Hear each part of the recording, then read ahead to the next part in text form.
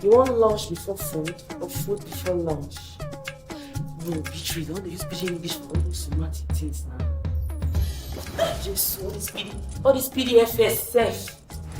You know what I mean?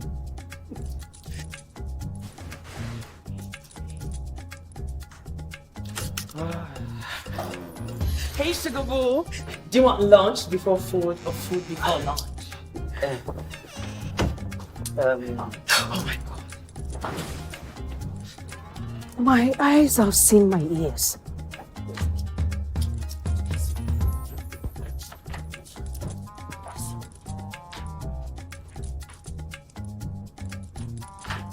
How far, my people, and welcome back to Naija Films Recap.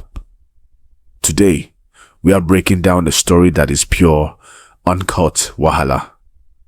We're talking about a 10-year marriage that explodes, a 2-minute man, a billionaire who spends 1 billion naira just to get a woman's attention, and a blast from the past who offers, let's just say, extra services. We are diving deep into the messy world of love, lust, and other things.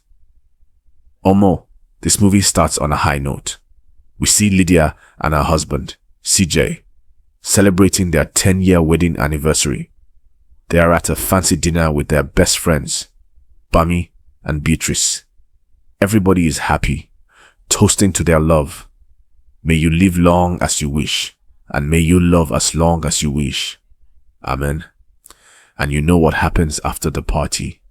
It's the after party. It's time for the GBE ski boss. CJ is ready. Lydia comes out of the bathroom. CJ is all hyped up.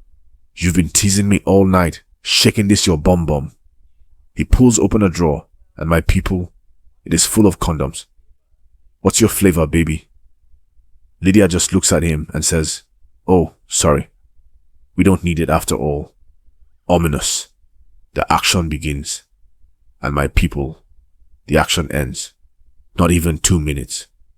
CJ is on the bed, smiling like a fulfilled man, dozing off, and Lydia is just sitting there, confused, frustrated, and angry. Wait, is that all? Omo, this man is a 2-minute man.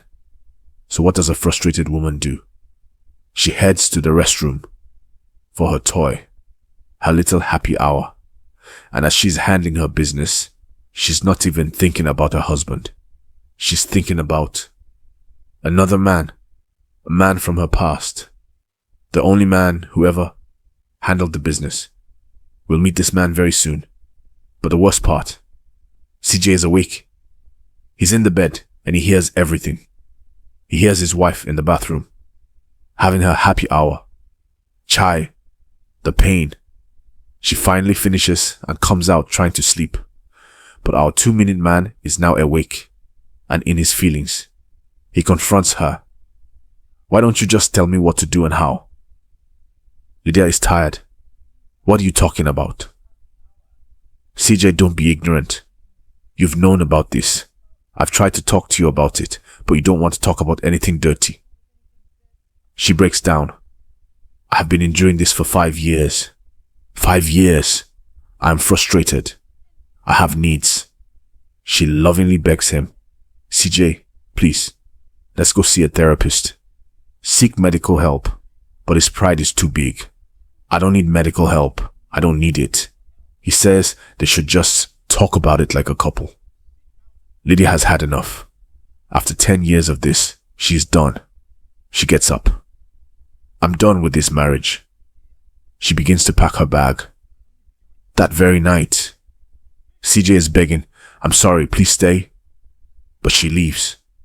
On their 10th anniversary, the marriage is over. Fast forward 2 years. Lydia is a successful single mom, living with her twin boys. We see her at the markets with CJ's mom. And my people, the ex-mother-in-law is giving the wildest advice. She tells Lydia, you need a man, a helper. Lydia says, Mom, CJ is paying his part. And the mother says, is he the one taking care of your down? Or more, she even suggests that since Lydia and CGA are still friends. They should just, knack. Friends with benefits. Lydia is just mom. She has no idea why they really divorced. This single life is not easy. Lydia is lonely. And then she gets a call. A known number. She picks it. Hello? And the voice she hears. Omo. It's the Pink Panther. The pink and hole destroyer. The orgasm giver. It's the mystery man from her past. The only man. She drops her cup. This man's name is Sergi. And just as he calls, her friends Bami and Beatrice show up. They are planning their high school reunion. Lydia asks how the planning is going. Beatrice says, it's great. Sergi is getting us an official drink sponsor. Lydia freezes. You remember Sergi, right? I gave him your number. You gave him my what? Chai. Her friends have just thrown her back into the lion's den. Sergi is back in her life. Now the wahala gets complicated. Lydia is a real estate agent. Her co-worker calls her. A client is coming to check out the penthouse. Lydia rushes over. But on the way, some rough driver in a G-Wagon overtakes her recklessly. She comes out of her car, shouting, "You must be mad," driving like a mad person. The owner, in the back seat, winds down his window. Oh boy, it's the famous Abuja billionaire, Shetima Khaled. Lydia becomes speechless. She starts apologizing. He's smooth. No worries, shall we? He's very flirty. My dear, after you. Please call me Lydia. She's trying to be professional. She takes him to the penthouse. He's on the phone, but he's not paying attention to his call. He's just staring at Lydia. He can't take his eyes off her. He hangs up. I'll take the penthouse. Lydia is shocked. But you haven't even seen it yet. He just smiles. I already did. And I like what I see. Omo, this man has riz. Lydia is blushing. Until he adds, it'll be a beautiful gift for my wife. She's turning 30 next week. Ah, a flirty. Married man. This man is not playing. Days later, Lydia is at a big housing summit. She's auctioning off 5 buildings. The bidding starts at 100 million naira. Suddenly, Khaled walks in. 120 million. Another man says, 125 million. Another. 130 million. Khaled goes hard. 150 million. The other man raises 170 million. My people. Khaled looks at them, scoffs and says, 1 billion naira. Silence. You could hear a pin drop. Nobody forgot to clap. They were in shock. Going once, going twice. Sold. This man just spent 1 billion naira. Just to get her attention. After the summit, he sends his driver with an envelope. Inside is the 1 billion naira check.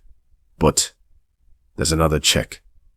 A separate check for 5 million naira. In her name, with a note, for inconveniences. Ah, he's trying to buy her. Lydia is insulted. What does he take her for? She storms to his office the next day to return the 5 million check. She has to wait for hours. When she finally gets in, she's fuming. I do not recall offering additional services, and I don't appreciate this. She drops the check.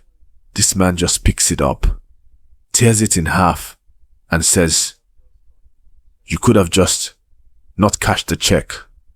Did you even bring the deed for the house I bought? That would have been a better excuse to come and see me." Omo. This man knows she's interested. Her friend Beatrice is screaming at her. "Lydia, are you drunk? You returned 5 million naira. You, an ordinary land seller. You've been praying for a helper, and God sent you one." Khaled is not giving up. He invites her on a date. 2 p.m. tomorrow. She shows up, and this man is not taking her in a car. Oh no, he takes her in his helicopter. This man is spending nonsense money. They are eating, and he's calling catfish pepper soup some big French name. But as they are talking, her phone rings. It's Sergi, the blast from the past. She quickly ends the call and types a message. Please don't call this number again. Leave me alone. The phone rings again and again. Khaled gets annoyed. Unless you have something to hide, you should have just answered the call. This triggers Lydia. She tells Beatrice later, he's a controlling freak. My father was one, I cannot be with another. So now, Lydia is in a love square. On one side, there's man number one, Khaled. The other thing, he's the billionaire, ready to spend anything. But he's married and he's controlling. On the other side, there's man number two, Sergi, the lust, her old flame. Her friend Beatrice warns her, you should have thought about that before spreading your legs wide open in his bed. But Lydia remembers, he is the only man who ever made her, you know. And in the background, there's man number three, CJ, the love, her ex-husband, the father of her children, the 2-minute man who broke her heart. This all leads to the world's most awkward dinner party.